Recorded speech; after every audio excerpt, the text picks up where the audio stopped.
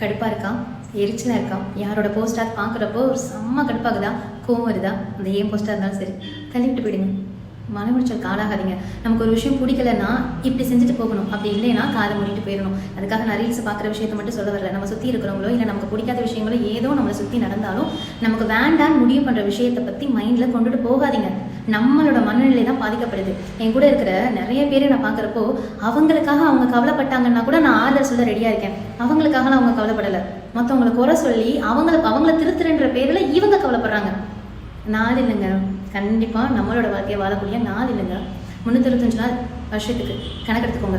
இன்றைக்கி நம்மளோட வயசு எடுத்துக்கோங்க. மிச்சம் எத்தனை வருஷம் வாழ போகிறோம்? இது 20 வருஷம், 20 கால்குலேட் பண்ணி பாருங்கள். ஒவ்வொரு நாளும் போனால் திரும்பாது, கண்டிப்பாக திரும்பாது. எல்லாருக்குமே அப்படி தானே. அப்போ நம்ம வாழ்க்கையை வாழ்றதுக்கு நம்ம ஷெடியூல் போடலாம், நமக்கு பிடிச்ச விஷயங்களை பண்ணலாம்.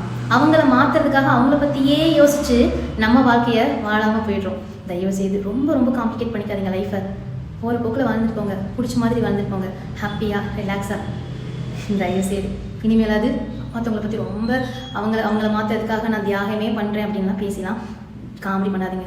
நான் சொல்கிறது உங்களுக்கு கஷ்டமாக இருந்துச்சுன்னா, என் மேலே கோவம் இருந்துச்சுன்னா பரவாயில்ல.